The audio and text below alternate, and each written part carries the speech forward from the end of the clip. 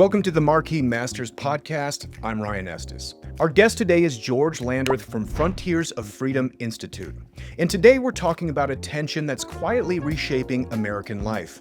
For generations, the Constitution and the Declaration of Independence were our roadmap from 13 overlooked colonies to the world's leading economic, cultural, and military power. But somewhere along the way, we started tossing that roadmap aside, blaming the map instead of the fact that we stopped following it.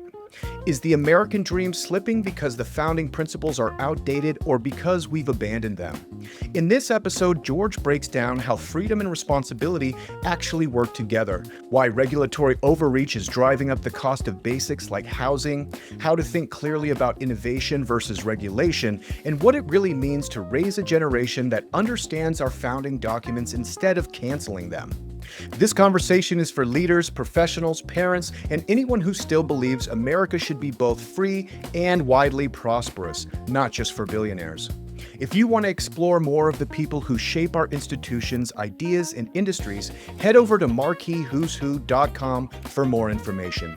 And if you're building your own legacy, Marquis Who's Who is where you can see how extraordinary careers and contributions are recorded for future generations. If this episode gets you thinking differently about freedom, opportunity, and responsibility, leave us a review and tell listeners why Marquis Masters deserves a permanent spot in their playlist. Let's go. George, welcome to the Marquis Masters Podcast. Thanks so much for joining me.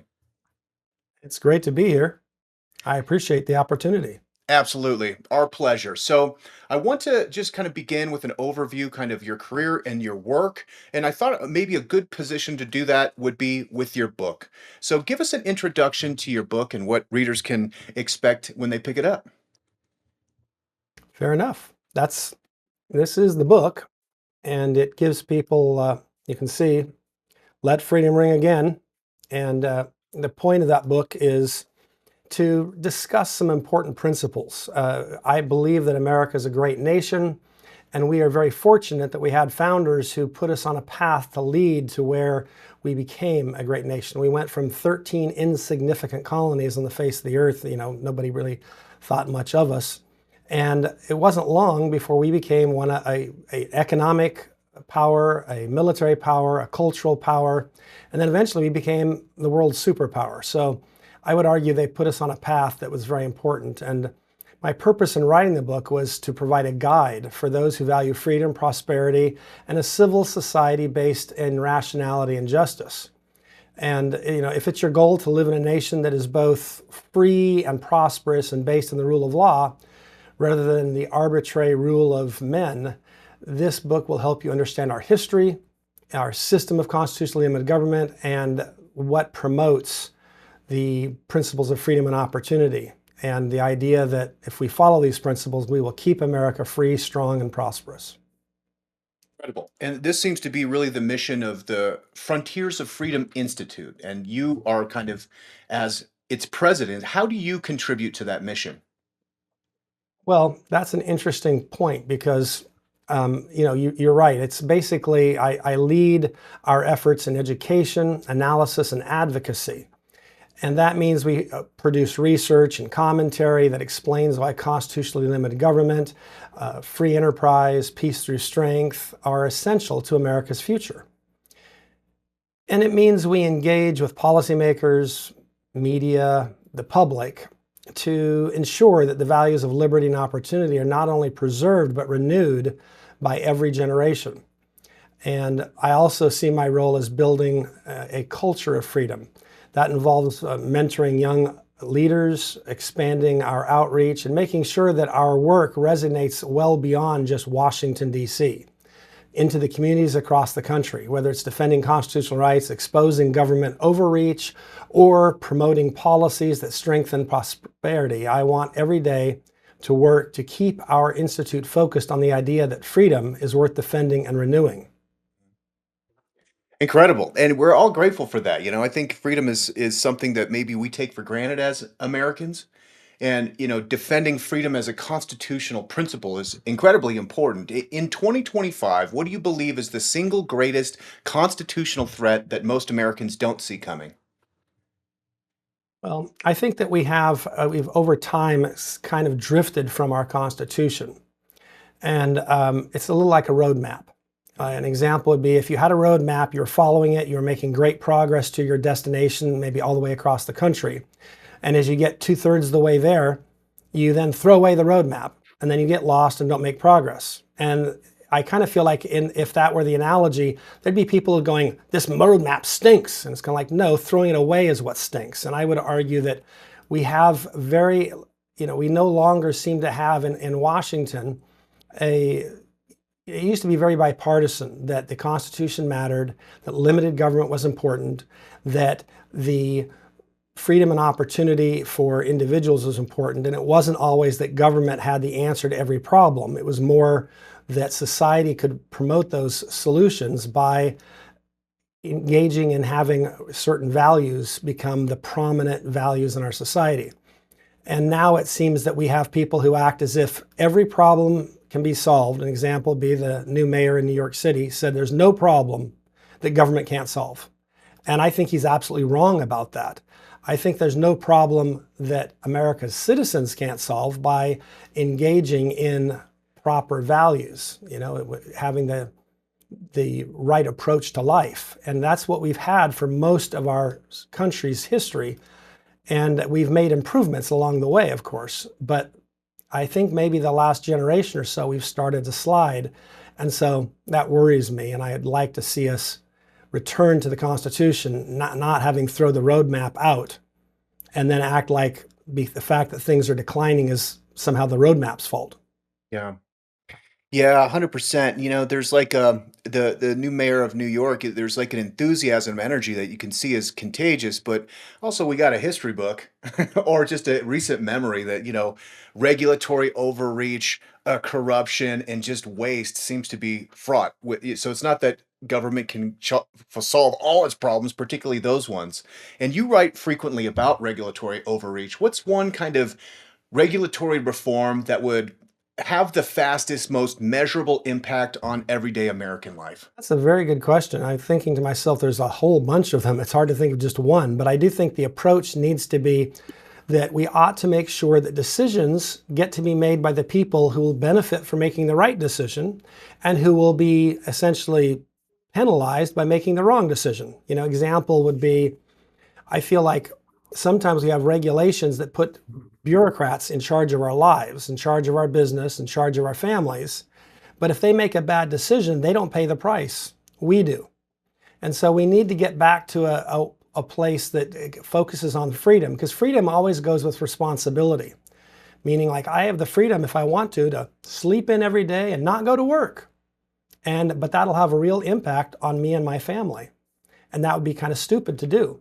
But, so I think we have to kind of return to what I would call a natural, organized life. I think it's Thomas Sowell who talked about how it's a bad idea to give ultimate power to people to make decisions on how to run your business, your life, your family, but then they don't pay the price for poor decision making. Because that's part of life. You learn, it's like I had a son who sometimes was late to work, and he learned from that the boss didn't appreciate that.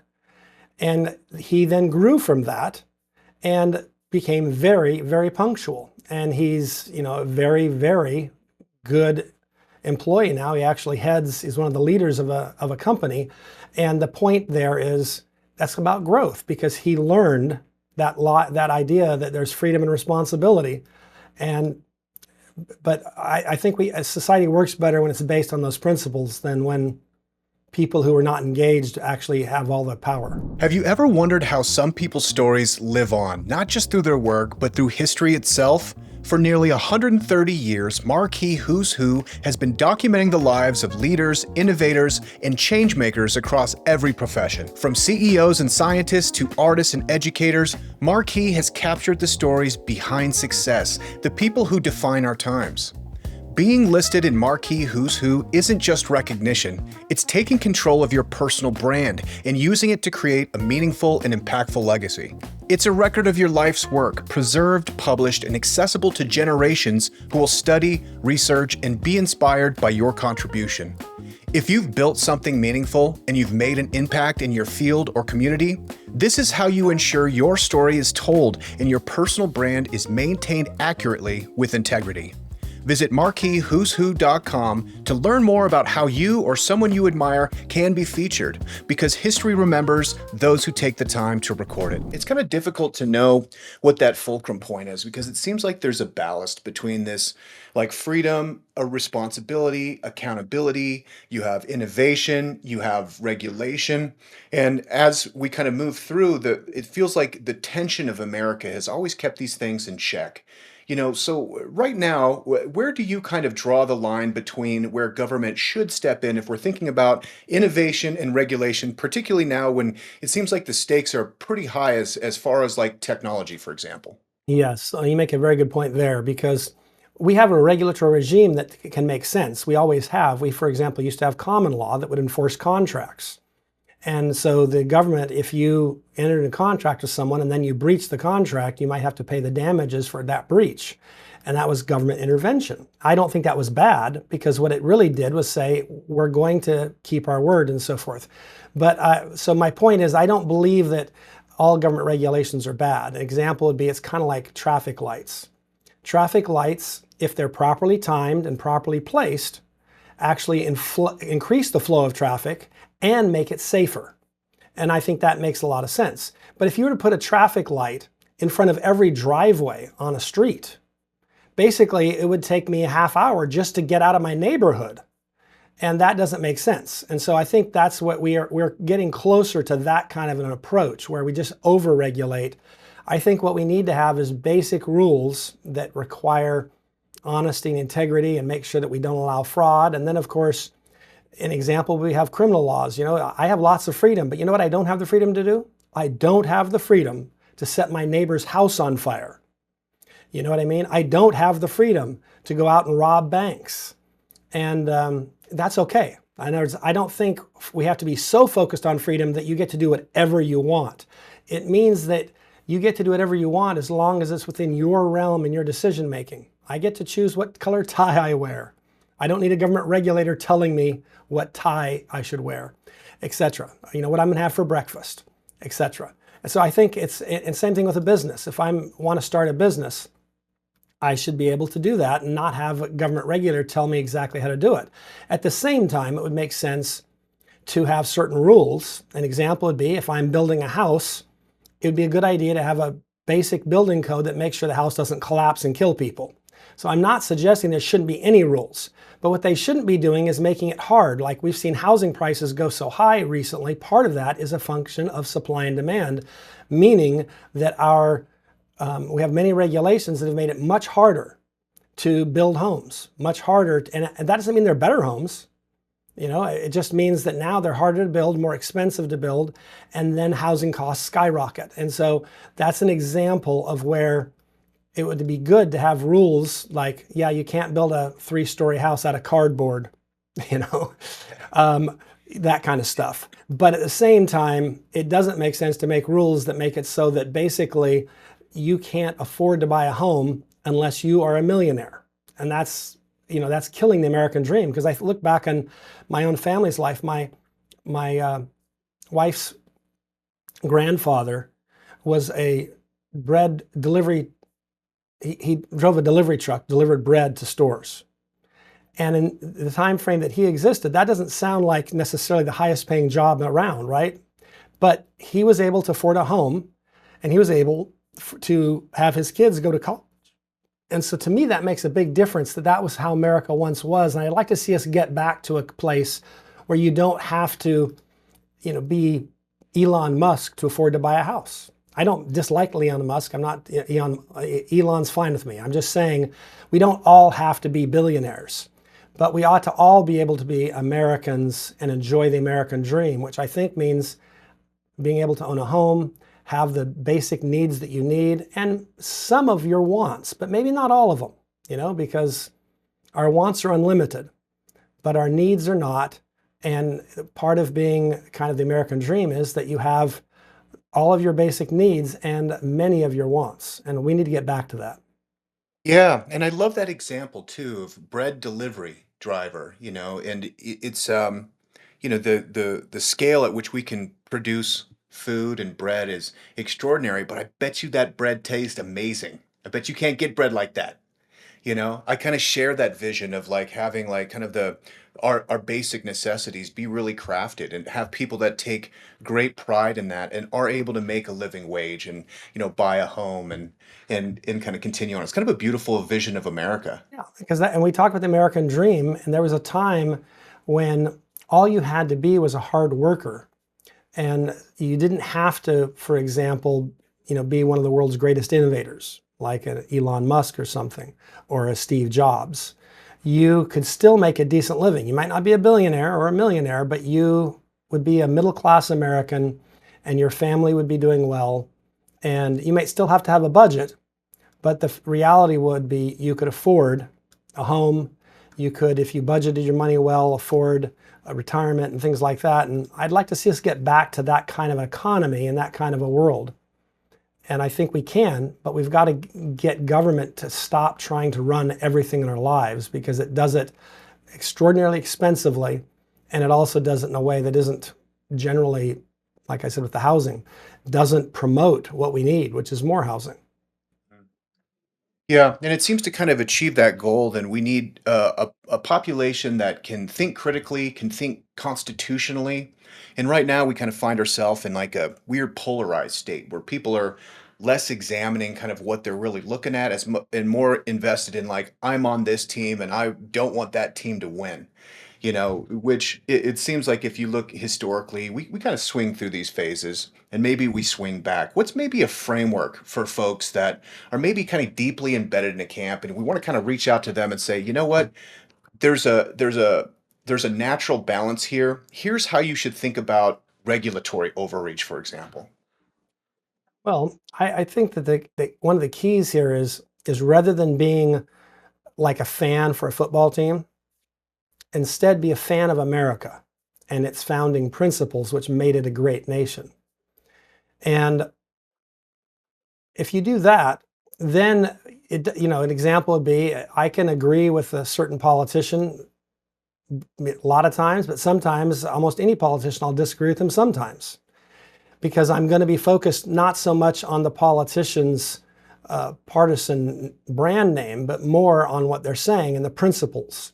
And I think as Americans, we ought to be more principle oriented. In other words, look at our Declaration of Independence and what that brought about. Look at our Constitution. Look at our Bill of Rights and things like that. And the idea that freedom is an important thing as well. But unfortunately, I think we've gotten over the last many years much more focused. An example would be, I use this example in my book. We now have many people who act like our founding fathers are all a bunch of bums and stunk. But one of the stories I tell is that John F. Kennedy, who was he was a Democrat, but he was told a very interesting story at the White House that I think demonstrates that it was bipartisan, this admiration and love of our history and our legacy as Americans. He had invited to lunch a bunch of Nobel laureate winners that won the Nobel Prize in various categories. And he told them, it's an honor to have you here, gentlemen. It's great to have you here. We've never had this level of intelligence in this dining room ever before, except for one time, when Thomas Jefferson dined alone. And I thought to myself, that is somebody who cares about the intelligence of our founders and doesn't hate them. That's not what someone would say who says, oh yeah, we need to get rid of that high school named after him. We need to make sure that there's no statues of him and so forth. And I appreciate that, because I feel like that ought not be partisan. There's no reason for us to be partisan about someone like a George Washington or Abraham Lincoln or a Thomas Jefferson or a John Adams or any of these leaders that helped. And that's not to say they were perfect. Nobody's perfect except for one person. I guess that would be Christ. But everyone else, even his apostles, were not perfect. And so we ought not expect the leaders of our nation to have been perfect. But what we ought to do is recognize they were admirable and they were remarkable. And one of the things I really appreciated was the way John F. Kennedy expressed that. And I think that when I was growing up as a kid, that was normal. That was kind of like the American way of thinking about things. And nowadays, there's people who act like we have to get rid of statues and high school names of founding fathers. And I think to myself, that's sad. And that's probably not going to lead to America being a better place, because as we reject the Constitution, we're going to get lost on the road. Yeah, I agree. It's the purity testing is kind of exhausting because to your point, it's like everybody's flawed and some people are very flawed. But if you look at the output, I mean, you have to go back. If anything else, if you're upset with that about a statue or something, go read the Declaration of Independence. If you need a pep talk, my gosh, I mean, it'll take you 10 minutes to read. It's not a long document, but it is absolutely extraordinary, because it's three-dimensional chess. Of course, they're talking about the Declaration of Freedom for the American colonies, but it kind of translates into everything. It's really a philosophical diatribe about personal freedoms and liberties, you know? And maybe that's what's missing. It's like kind of throwing the baby out with the bathwater. Like, you focused on the finger, but the finger is pointing you to the moon. The point is to look at the moon, you know? How do you think Yeah. we wrangle kids back in these days to get them to kind of understand some of these principles? Well, at least with my children, one of the things that I did, and we, went to visit, because I live in Virginia, so we went to visit many of the homes of founding fathers. We used to live in Charlottesville, and I served on the school board there, and the district I served in the school board would, if Thomas Jefferson had been alive, I would have been his representative on the school board. And so our kids grew up, and I tried to teach that. So I think parents and our school systems and our society needs to be willing to acknowledge that while every human being, other than one, has had faults, and we can always be critical of them if we want to be, but what we ought to recognize is that none of us are perfect. I know I'm not, and but the reality is, our founders were remarkable men, and they set us on a course that made us a remarkable nation, a nation that was focused on freedom and opportunity. And obviously, we had to get rid of some of the problems we had along the way there. An example would be we had the Civil War to get rid of slavery, and I'm very glad we did. I would have liked for us to get rid of it without slavery. And interesting enough, our founders wanted us to get rid of it without war. Without war. In other words, they had anticipated that it would take a generation to kind of get away from it. And some of the steps were taken. And then there was a lot of compromises made that unfortunately kept it alive. And but I'm still glad we got rid of it.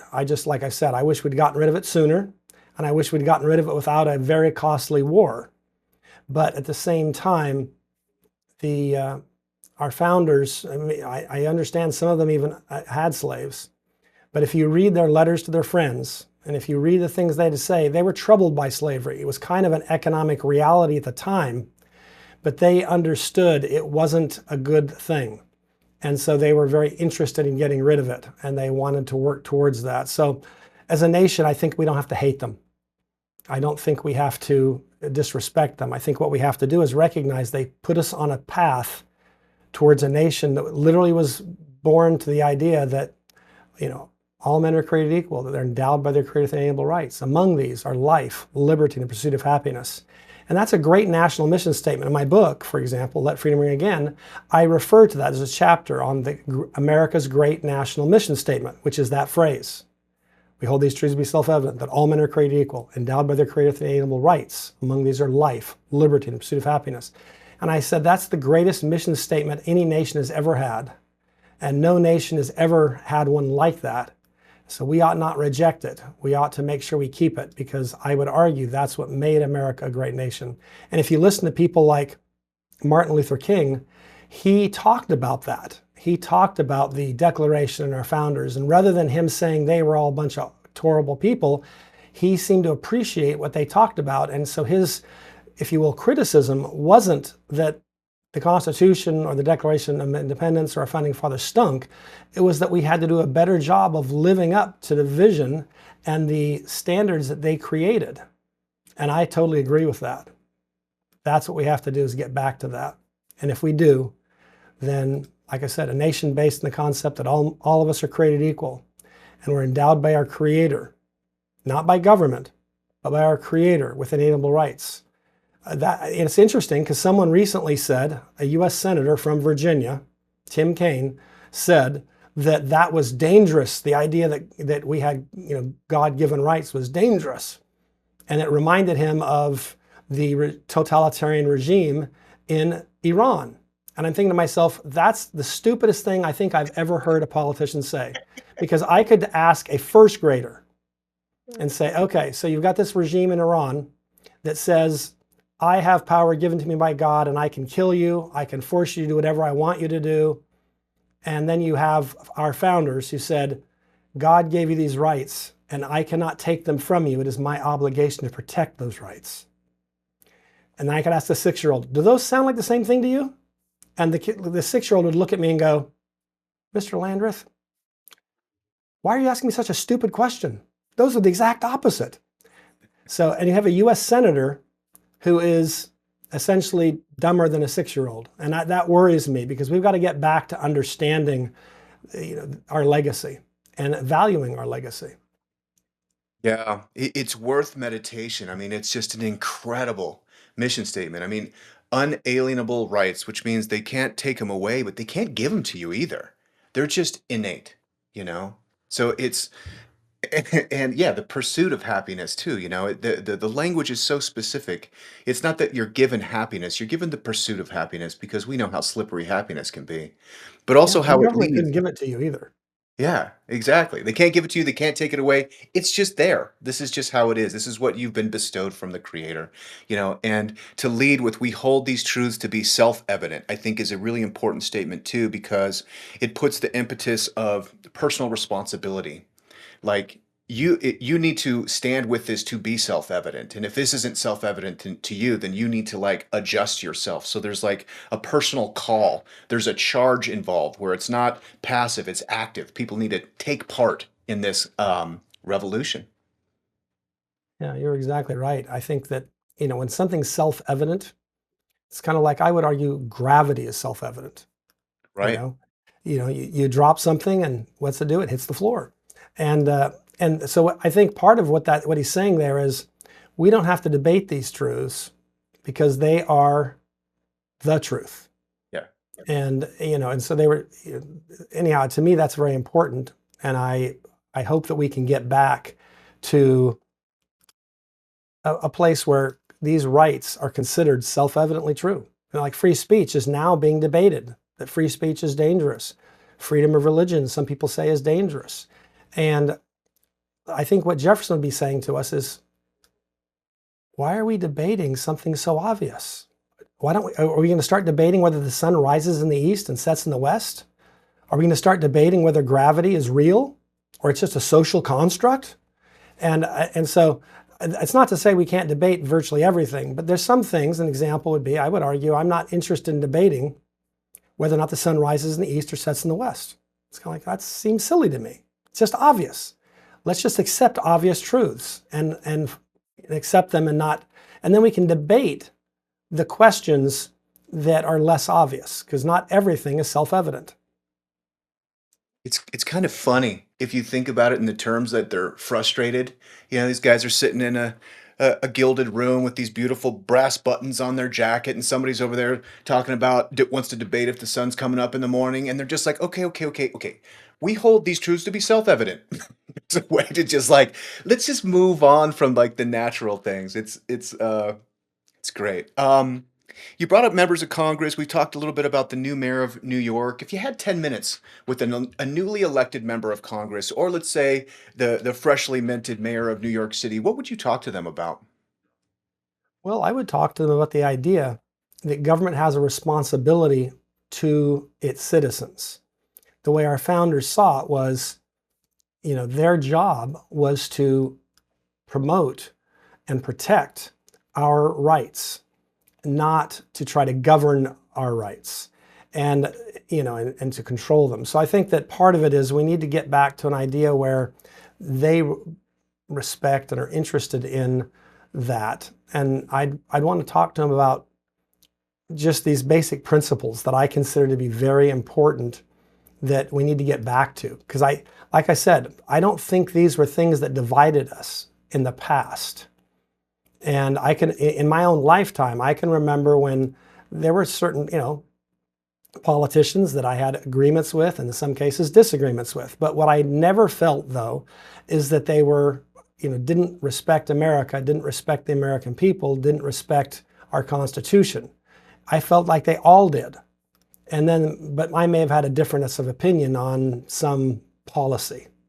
You know what I mean? And that's Yeah. fine. That's a healthy thing. I think having a society where it's kind of like in a marriage. In a marriage, you don't have to agree on everything.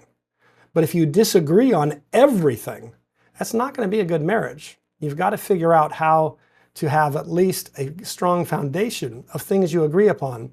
But then, you know what? You can have different favorite movies. You can have different favorite restaurants.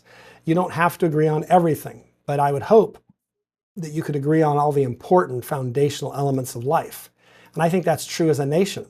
I think we ought to get back to where we all agree that these constitutional principles that you find in the Declaration and in our Constitution and our Bill of Rights are really important, and we ought to accept them and we ought to magnify them. And then we can have lots of disagreements on, like other details. Yeah, I agree. In some of these fundamental American principles, constitutional principles, some people are just plain wrong, and they need to change their mind, which is very difficult. Now, you've been in the policy arena for decades. What's maybe something, a belief or a thought that you held early, but you actually changed your mind about? That's interesting. I think on the big, the big foundational elements, I haven't really changed because, the guidance of our Constitution and all, I haven't changed at all on that. But I think, there was a time when, there were policies out there that I thought, okay, well, that makes sense to me. An example would be the idea of affirmative action. When I was, in college, I thought, yeah, that makes sense. We want to make sure we, try to right some of these past wrongs. But then when I got in law school, a friend of mine became the first Black student to get to be on the law review, which is based either on grades or writing. And what was interesting was about 2 months before she was admitted on the law review, they had announced they were going to have an affirmative action program to help, but it was going to begin next year. So she got in under the old program, not on the new one with affirmative action. But the first question that she was asked at the press conference about her admission was from a reporter who said, "So did you get in with the affirmative action program?" And like I said, I could see from the expression on her face that she kind of fell. You could just see it was kind of like, oh, no, I got in because I earned to be in. And I think it's important we got to get back to that. And, an example would be last year in the NFL championship in the AFC and NFC, you had 4 teams and 3 of the 4 quarterbacks were Black. 1 was white. And, you had the Commanders, the Eagles and the Chiefs with a Black quarterback and the Bills with a white quarterback. And yet, you know what? None of those quarterbacks were there because of the color of their skin. They were there because they were just doggone great quarterbacks. And so I think we have to get back to that as opposed to, because if imagine if you had affirmative action, then people would say, oh yeah, so the 3 of the 4 are there just because of the color of their skin. It's like, let's not take away from them their achievement. And, so I want us to be a society that is basically doesn't care what color your skin is. It's like, it doesn't matter. It's only skin deep. And from a biological perspective, it doesn't matter. Meaning if you need an organ transplant or if you need a blood transfusion, all you have to do is match up the blood type, not the skin type. And so biologically, skin color doesn't matter. And then I would argue that culturally or politically, we believe that all men are created equal and endowed by the created inalienable rights. So again, it doesn't matter civically. And then I would even argue religiously. The teachings of Christ tell us that we're all children of God. And therefore, we were asked to love one another and to serve one another and be kind to one another. And so I'm thinking to myself, again, so religiously, politically, biologically, the truth all says skin color is not an important question. Stop focusing on that. So that's an area where I think I started to realize that more. I mean, I certainly would like us to be totally colorblind, and interestingly, that's what Martin Luther King talked about, was being colorblind. And so I think it's important we get to that, and I think that we've made some mistakes. And I understand the motivation may have been to try to fix certain things, but I think it creates a new set of problems. So so that's an example of something I thought probably have changed on. Yeah. Yeah, judged by the content of their character is a beautiful dream. Um, Or Amazing. I want to make if you're a quarterback, the content of your great playing. yeah. I want to see the content of your fourth down conversions. Yeah. Like, what are we talking about here? Absolutely. I want to make sure we get all the plugs. I know you have a podcast. You want to describe that a little bit and tell people where they can listen? Oh, sure. Well, we've got the Frontiers of Freedom Institute has a podcast that is called The Weekly Report. And they can go to our website, ff.org, and they'll see, you scroll down, you'll see that every episode basically going back for quite a while now. The most recent one, of course, is going to be at the top. And it's a TV, radio, and also a podcast program. It's broadcast on, radio stations and on some TV stations as well. But it's also probably most of the people who see it are on the podcast, because radio stations and TV stations can only broadcast, 100 miles or so, whereas the internet goes all over the globe. But anyhow, we have senior fellows that from Frontiers of Freedom. We discuss the most pressing issues of the day.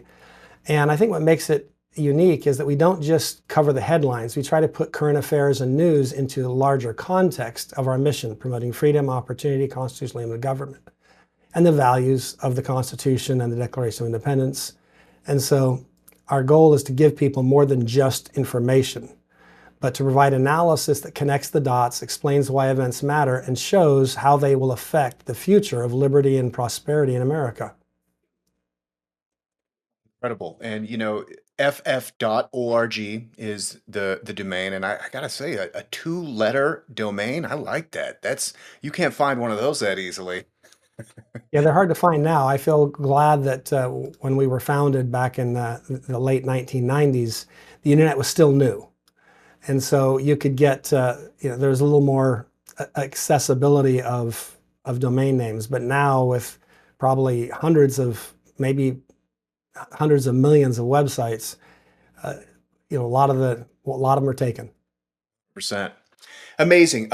We're at the time in the podcast where we're ready to enter the lightning round. Are you prepared? Sure. Okay, great.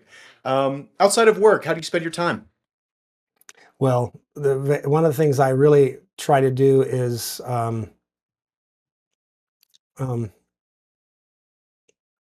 well, I have a lot of things I do that are fun with my family, because I have 7 kids. And so everything from, I was their, foot or sports coaches, I was involved in their lives in a lot of different ways. And then in the community, I was a scoutmaster for many years and a youth leader at my church, because those helped me in my personal time, not just my work time, to continue to try to do what I was also hoping to do at work. And that was to help the next generation be stronger, more capable, and ready. Incredible. 7 kids. Any grandkids? Oh yeah, well, 6 grandkids so far. Another one on the way. So soon it'll be 7 and 7. That's pretty lucky. Incredible. I think 7's a lucky number, isn't it? Yeah. That's it. What was it like when they were growing up? It sounds like you raised them in Virginia, and kind of in the shadows of greatness. What did you like to do as a family as they were kids? Well, we would often go camping. We'd often go visit historical sites and try to have them be fun and educational.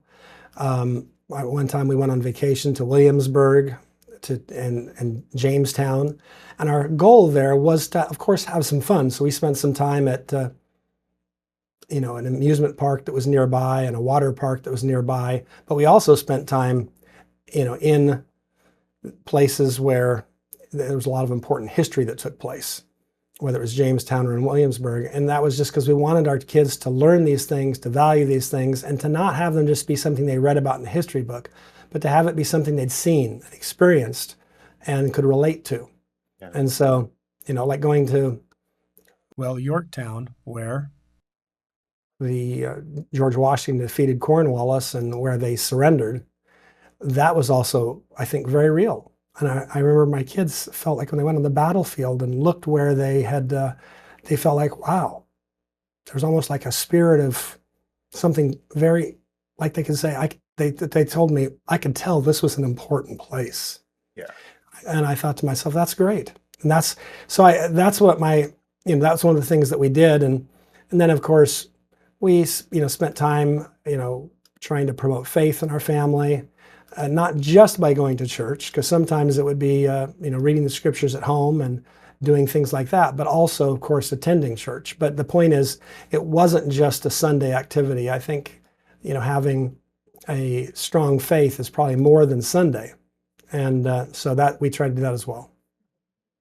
Amazing. I think that's something that we can do for the generations is take them to places where they can taste it, where they can smell it. This is, I think, how you keep some of these fundamental constitutional principles alive with the generations. And it's interesting to hear you talk about, back where you raised your kids. I did something similar, but I'm in Colorado. So, the places that we'd visit were like these extraordinary frontiersmen and Native Americans, and like same kind of thing though, that it makes the words on the page come alive, and they're like they can experience it. I think it's Yeah, really you cool. go out west and you're exactly right. There's just some amazing, as the expansion occurred and the level of, I would say, courage from the pioneers who settled and created that place. Like today, it doesn't take a lot of courage to travel to Colorado. It's a great, there's lots of things there. But of course, you go back 150 years ago and there wasn't much there. There was no hotels, no restaurants, no places to get food. And if you were traveling, you had to make sure you stayed close to water because there were no water fountains. And so all of a sudden, but they built, kind of like also the people who went to Jamestown. When they got to Jamestown, there was nothing there for them yet. They had to build it all. So I look at our, we have founders throughout our history. And they weren't all, say, on the East Coast in the 13 original colonies, because as we expanded, we had founders all throughout. And you're right, there in Colorado, you have some amazing things and amazing people who did some amazing things to help build our culture. Yeah, and it makes you appreciate waterproof boots. Like these guys did all this with like leather that they hand stitched. Incredible. If you could meet one person, living or dead, who would it be and why? Oh, wow, that's tough because, I can think of many, but if I could travel back in time about 2,000 years, it'd probably be Jesus Christ because he's so important. But as I said earlier, when I was a young boy, I had so many heroes that were our founding fathers and Abraham Lincoln, that if I could travel back 150 or 200 years ago, that'd be great too. Yeah, 100%. Um, if you could start your career over again, would you have made any other choices? I don't think I'd make any major changes, but obviously, because I feel like my career has been, blessed and wonderful opportunities throughout, and I'm grateful for the path that it provided. But of course, if I could go back in time with the experience I've gained, then I'd probably be more capable and more effective early on, and I'd have some wisdom to bring that I didn't necessarily start off with. So, but overall, I wouldn't dismiss the choices that brought me here. But I wouldn't mind starting with more wisdom, starting off smarter. I love it. Um, we've loved having you on the Marquis Masters podcast series. How have you benefited from the products and services of Marquis Who's Who? Well, it's been a real honor, I will tell you, because my grandfather was in a Marquis Who's Who in America publication, and I remember looking at that and being really impressed because my grandfather was a great man and a really good man, and all of a sudden I realized, wow, other people seem to recognize that. That's good. I'm not the only one who notices that. And so when I got the first call about it, it was really kind of like, wow, that's really, an honor to be able to follow in the footsteps of my grandfather, for whom I'm named, and I admire him and always have. And so it was a real honor. And I appreciate that because I don't want to have my whole life be about, me. But at the same time, it is nice to know that there are people who appreciate what you're doing and that they value what you're doing. And I hope that I can live up to that. My point is, I want to be, a man who stands up for faith, family, integrity, hard work, commitment to freedom and opportunity for all. And I feel like, given the fact that Marquis Who's Who acknowledged my grandfather back in the 60s or 70s, when I was just a kid, that demonstrates to me that there are people out there who pay attention to those kinds of things. Incredible. George, this has been awesome. I really appreciate the time. Listeners, you can find out everything that George is working on at ff.org, where you have the podcast, you have the book, and you have just a wealth of resources there. George, what's the best place that people can connect with you online? Well, aside from ff.org, I guess they could also, I've got a Facebook page and a Instagram page, and I just use my name. It's either George Landrith or G Landrith. And also on Twitter, or X now, it's G Landrith. I should have thought about that, because G Landrith spells Glandrith. And that's, and I thought to myself, I should have thought, and I thought that being shorter would be better, but I think I should have gone with George Landrith rather than, at Glandrith, because it Still sounds so medical. Amazing. George, thank you so much for joining me. Thank you for having me.